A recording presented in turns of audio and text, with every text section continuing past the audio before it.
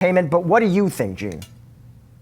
I'm not a fan either, actually. And there are a lot of reasons why you should allow the money in your 401k to keep growing rather than using it to buy a home. When people think about using money from a 401k for something like this, they're most often talking about borrowing. And the argument that they make is, well, it's okay because the interest that I pay is actually being paid back to me. So it's a bit of a wash.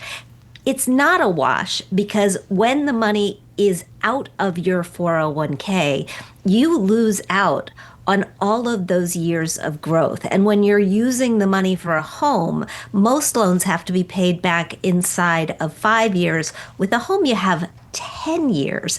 And if you leave your job or if you lose your job, you're going to be asked to repay that loan very, very quickly, or it'll be treated as a withdrawal, which means if you're not age 59 and a half, you're going to be hit with a 10% penalty and you're going to have to pay taxes.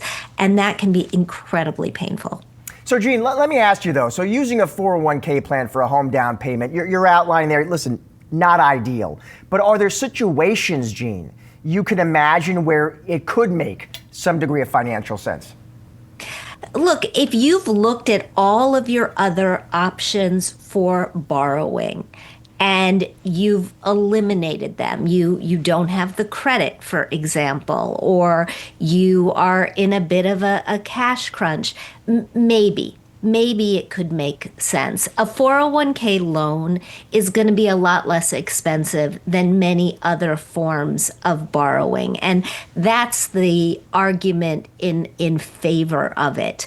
But some plans prevent you from making new contributions to your 401k while you've got money out on loan. And that only further puts you in a hole for retirement. One thing we know, and President Trump rightly said, 401ks are doing great. They're doing really well, especially for younger people, because we've got all of these newer automatic provisions in place that automatically enroll people in plans, automatically escalate their contributions until they get to the point where they're maxing out. They move them into a target date fund so they're nicely diversified. All of these things are really important mechanisms to keep you on track for retirement. And if you pull that money out of your retirement fund and use it for another purpose, you're essentially just putting a monkey wrench in the whole kit and caboodle. Gene, let's zoom out. Got a bigger think question for you. I'm sure there's some viewers watching right now, Gene, and they're wondering, should I rent or should I buy? What is the smart way to think through that financial decision, Gene? I'm a big fan of home ownership. I love the idea that when you get to the end of the road and you get to retirement, you will have something close to a paid off mortgage that provides you with another stash of cash that you can use for living expenses or other expenses in retirement. But you don't want to buy unless you know that you're going to be in that home for at least 5, maybe even 7 years. You want to make sure that you've got enough time to absorb the cost of a move, that you've got enough time to make the transaction work for you. And if you believe that you'll be moving within that window, renting can make sense. Renting can also make sense depending on where you're living, the housing stock in that area. It's a really tight housing market right now. And renting does economically look as if it's a better deal in some scenarios. Gene, I'm sure there's some folks watching right now and they want to buy a home. Right now, it's not realistic, but that's the dream.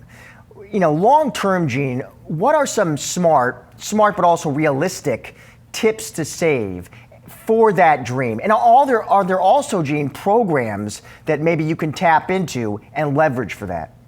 Yeah, 100%. So the only way to save successfully in my book is to save automatically. You set up a separate account. for this down payment. You move money into it every single time you get paid. You bank your windfalls if you get a tax refund, if you get a bonus, if you get money at the holidays. Just move that money into that account and start watching it grow. Put it in a high yield savings account so that it is working for you at least a little bit. And then start exploring the first time homebuyer programs in your area. Many states have programs. The FHA has programs. The VA has programs. There is a lot of money out there that goes untapped for first-time home buyers because they don't understand that they may be eligible for down payment assistance, for lower interest rate loans, and for a lot of other things that can help them get into that first home. The government is in favor of home ownership. That's something that we clearly heard and will continue to hear. But some of these resources are just far too unexplored right now. Final question, Jean. If I'm looking to buy a home, in terms of time frame, would you say yes, now is a good time? Or for different reasons, Jean, you would say, you know what, better that you wait 6 months or 12 months?